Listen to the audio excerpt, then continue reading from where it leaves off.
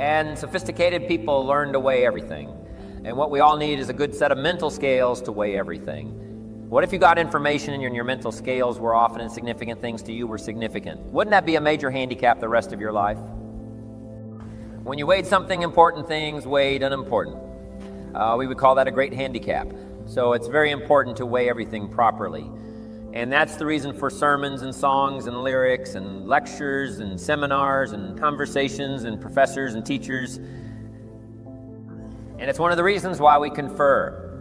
We converse with each other and we debate. And we think about and we ponder and we perceive and we weigh. And we try to find out where the values are, because you don't want to proceed and give big chunks of your life to something that's insignificant. Okay. So we get information, we weigh it. Then we come to conclusions about values. Big question, informing your life, where are the values? What is important? What should weigh heavy on my mind? And I should give it significant time and significant energy and significant money. Shell said to me, poor thinking habits keeps most people poor, not poor working habits. Most people work hard, but they don't think hard. They don't use their mind to really try to perceive where the values are so that they don't waste any time. It's easy to spend big chunks of your life on insignificant things. It's one of the major pieces of the life puzzle. What you think about knowledge, how you weigh it, the conclusions you come to, the values you've perceived thinking. If you really want to help somebody change their life, you have to start changing their mind. Change their philosophy, change how they think. Somebody said, well, just motivation. That'll do. And the answer is no, motivation won't do it. And if a guy's an idiot, then you motivate him. You got a motivated idiot, say no, that's not what it takes. Now it's very easy to make errors in judgment. Errors in judgment. I'm now the teaching people, even after they're out of school, university, college. They should read at least 1 or 2 books a week. It's easy when you get out of school, right, and get a job to just sort of let that all slide, not keep up the learning process. But if you don't keep up the learning process, a lot of values become fuzzy. If you don't keep trying to perceive what's important, what's not important, and start spending major effort on minor things. So we have to keep learning. What if a guy spent his book money on donuts, right? We would call him greatly deprived mentally. In 10 years, the guy's bought 2 tons of donuts and only 2 books, right? Mostly with pictures, right? And why his life isn't working? Well, reason. After he got out of school, he didn't keep up the flow of ideas that can help to refine your business and help to refine your decisions and help you come to better conclusions. You've got to keep up the learning curve even if you're out of school to make sure that you're not making errors in judgment. The reason why most people wind up average at age 40 instead of rich is simply an error in judgment about what to do with your money. What would you suggest a 15-year-old start as a plan to do with their money so that by 40 they're rich instead of average? Got to have a good plan, right? If you start making errors early with your money, those errors can make your life mediocre instead of rich. You wind up with pennies instead of fortune, and you wind up with crumbs instead of a feast, simply because early you made errors on what to do with your money. The guy says, well, it's only $10. So what does it matter what I do with it? And the answer is it. That's when it really matters, is when you don't have much. The guy says, oh, if I had a fortune, I'd really take good care of it. But I've only got a paycheck, so I don't know where it goes. We call those great errors in judgment. It's so important to make sure you've got a good plan. When the amounts are small, but it's easy to make errors. It's easy not to know. It's easy to miscalculate. And if you miscalculate, now's the time to fix it. Wherever you hear the good information, that's the time to start fixing. We're teaching kids now a good wealth philosophy starting at age 5,015. We'll make you wealthy by age 4,045 at the latest. If you're a little slow, start doing wise things with your resources. When? When would you suggest people should do wise things with their resources? Answer, as soon as they get the better information.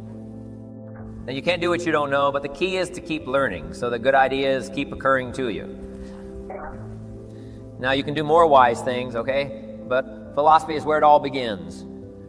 What you know now, to know wise things, you simply have to study as you're doing. Keep up the reading, keep up the conversations, keep up the listening to lectures. Keep going through the information. Keep stashing it away, taking the notes, right? There's no better way to adjust your philosophy than to have a continual flow of ideas. That's the first piece of the life puzzle.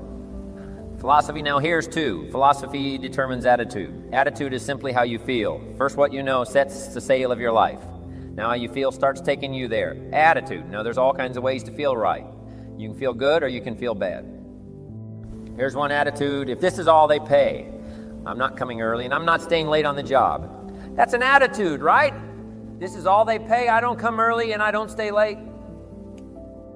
Now, do you suppose that attitude, if you carried it through the rest of your life, do you suppose that attitude would greatly affect your life as the years unfold? The answer is overwhelmingly, of course.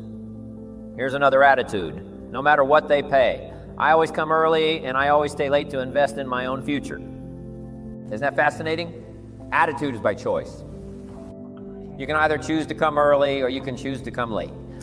You can either choose to leave early or you can choose to stay late. Attitude's a matter of choice now. To make wise choice, we need educated attitudes. Emotions must go to school to learn where the values are. Okay, good phrase. Emotions must go to school when kids are young, right?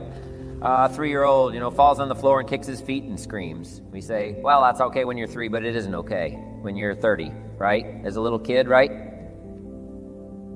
You can retaliate and punch somebody out. But when you're 23, we say no, you got to learn now to take that emotion and send it to school and find out where the values are. It's okay to feel strong, but you've got to learn to restrain yourself in a society if you want life to go well for you.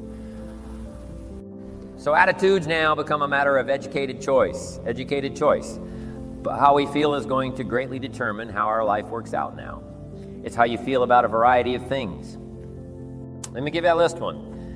It's how you feel about the past. Now, when you're young, you haven't got that much past to feel about, but I'm sure you've had some ups and downs. You've had some wins and losses. So part of our attitude is based on how we feel about the past. Some people are still carrying the burdens of the past. They're affected by some difficulties, some losses, whatever. They're carrying it around like a burden. Instead of using the past as a school, they're using it as a threat to their life. So part of it is solving the attitude about the past, how you feel about it. 2, it's how you feel about the future. Facing the future. Very important key part of our life now. There's 2 ways to face the future. Here they are. One, anticipation. That's one way to face the future. Anticipation. Here's the other way, apprehension. Now, most people face the future with apprehension primarily because they bought somebody else's view. They don't have their own future well designed. Also, in the absence of having your own future well designed, you have a tendency to be persuaded by somebody else's future. Here's what's going to happen. Here's what's going to happen. Boy, it's easy to let your days be clouded by all of that. So someday, somewhere along the line, you've got to start settling for sure. How you feel about the future and how you feel about it greatly determines what you do. If you don't feel good about the future by having goals set, you take what we call uncertain steps. It's difficult to be confident about the day if you don't have your future well designed. So here's one of the keys to do about your future. Set goals. Write them down. Design the future. Where do you want to go? What do you want to do? What do you want to be? What do you want to see? What do you want to have? What do you want to share, even if it all changes 12 months from now? The key is to start making a list now. The cities you want to visit, the people you'd like to meet, your health goals, your investment goals, all that stuff. Start writing it, putting it in a journal somewhere, and let it all change as time unfolds. Something that you think is very important right now, 2 years from now, you'll say, that was kind of foolish. How come? I thought that was so important, right? Because you'll grow beyond that. But right now, it's important to get as clear a picture of you can as you can of the future. Set your dreams, set your goals. As it's important. How the day goes is greatly determined by your confidence about the future. Now, here's another attitude. It's how you feel about each other. It's how you feel about society, in the community, in the country. It's very important. It's not that difficult to be a cynic, and cynicism greatly influences how your life works out. But it's also important to understand that if you want to do well, it takes all of us to help each of us. Good phrase. It takes all of us to help each of us do well. You can't succeed by yourself. It's hard to find a rich hermit. You can't succeed by yourself. You need a market. You need a society. We need each other's ideas. We need each other's collective ideas. Collective participation in the marketplace, society. Okay, so how we feel about each other, very important. Now here's the big one. It's how you feel about yourself, self-esteem, understanding your own value, boy. If new discovery starts to unfold for you, that you've got the brains, you've got the talent, all you need is instruction. All you need is some coaching. All you need is some help. All you need is some advice, some experience. If you're headed down the wrong road, hopefully somebody's already been down that road where the bridge is out and they come back saying, don't go this way anymore, the bridge is out. So we take somebody else's advice and we say, wow, I'm glad you came along. I'm heading down this road. So learning from other people's experiences, picking up all the ideas so that we can feel good about ourselves. Now, self-esteem primarily comes from engaging in the disciplines that lead to value. Self-esteem comes from engaging in the disciplines that lead to value. We don't lack potential, but to bring value from potential, we need the disciplines. Now, one of the major things that makes us not feel good about ourselves is not engaging in the disciplines. If you keep letting yourself off the hook or just humming it and letting it all slide, then you don't feel good about yourself. Best is the ant philosophy, right? To feel good about yourself. Do your best.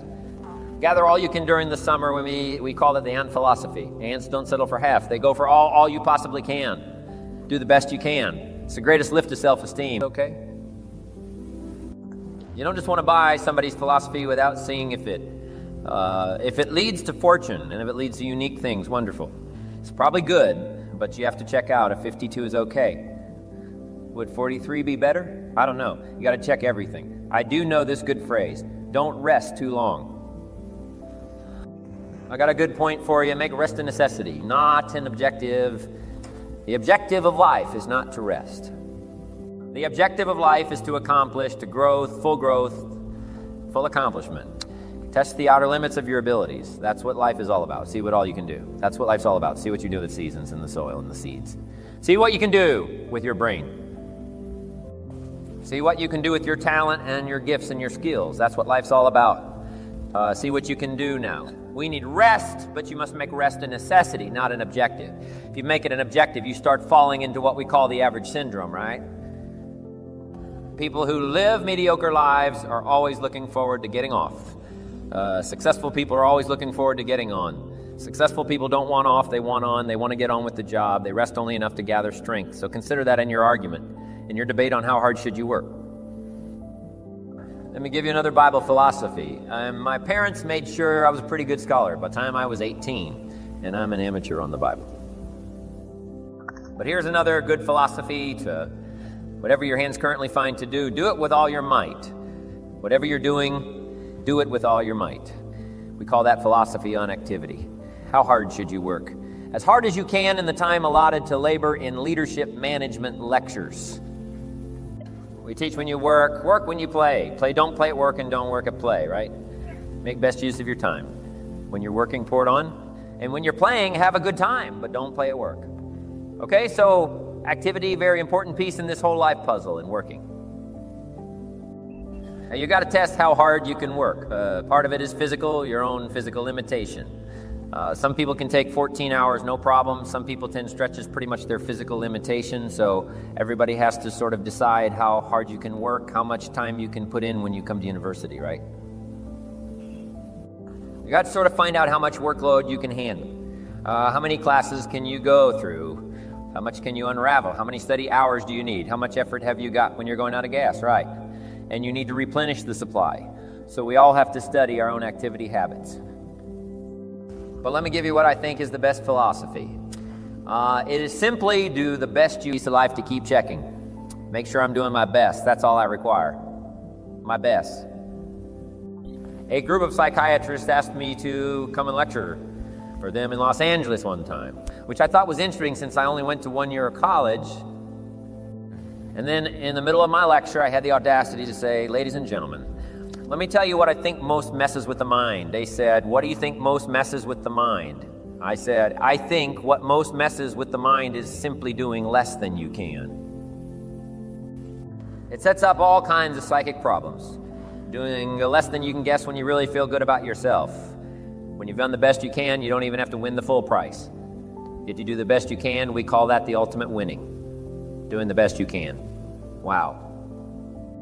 There's nothing like the soaring self-confidence that comes from putting out what we call full effort in whatever you do. It's called full effort, philosophy, activity, attitude leads to full results. And that's what life is all about. Putting the first three together, good philosophy, attitude, high activity, they get the ultimate called results. I got a good phrase for you. Results is the name of the game. Now, the challenge of life is a very simple phrase. Let me give it to you. I think you'll find it interesting to at least ponder. The challenge of life is to make measurable progress in reasonable time. Measurable progress in reasonable time first. We don't want to be unreasonable with time. If you and I agree to do something 5 minutes later, I'm asking you, how are you doing? You say, I haven't left the building yet. You can't ask in 5 minutes. 5 minutes is too soon. That's unreasonable. And if I don't ask you for 5 years, we call that too late. You can't wait 5 years and you can't go 5 minutes, right? We all have to learn what is reasonable time to expect somebody to make progress, to grow, to change, to develop. And so all of us have to learn, especially if you're going to become leaders, entrepreneurs, if you're going to have management responsibilities and work with people, you got to understand what is reasonable time. We don't want to be unreasonable with time, but here's what else we expect: measurable progress in reasonable time. How many years should the child spend in 4th grade? Approximately about 1. You say, well, if they're nice kids, would you give them 3 or 4? You say, no, you can't spend 4 years in 4th grade. It's unacceptable. We put on the family pressure. We put on peer pressure, right? We put on all kinds of pressure. You can't spend 4 years in 4th grade. Now, wouldn't that be interesting if we applied the same kind of social pressure all of our lives? What would be acceptable to society for wise investments to have been made by age 30, so that you can really properly take care of yourself and your family? Somehow we've missed those standards, right? Shouldn't it be popular to be wealthy by age 40? And shouldn't we look at somebody who by age 45 is not at least financially independent, saying, where have you been? Tibet. Bangladesh, you probably have spent, you mean you've been here all this time, right? Shouldn't we make it a bit unacceptable not to be well off in what we call reasonable time? But what if a guy spent his potential fortune on non-essentials from age 15 to age 45? Shouldn't we call that unacceptable? Shouldn't teenagers ask their parents, how come we're not rich? We live in a rich country. This is America. Aren't those good questions? How about the wisdom of a good plan versus a poor plan? What if a man was a farmer and he ate his seed, corn, instead of planting it? He ate it. Wouldn't he make arrangements to go get his children and say the kids aren't safe? The man's insane. He eats his seed corn. He doesn't plant it. Wow. I just offer that as kind of an interesting question. If we make such pressure demands for 4th grade, why shouldn't we make those same pressure demands for the rest of life? Interesting question, right? Good debatable question. Now, part of it is society is back on us as far as ongoing demand of results. But here's what I'd ask you to do. Make the demands on yourself. I'm asking you not to let yourself off the hook. Society will let you get by with far less than you want to be when you get out of university. How many books will the community demand that you read every month? Approximately about none. So if you're going to do the extra reading, guess what? You got to develop that philosophy and put that pressure on yourself. But what I'm asking you to do is take a good look at results. Now, another reason why we look at results at age 25, results at age 30 on a wide variety of things. Health and wealth and culture and sophistication and life.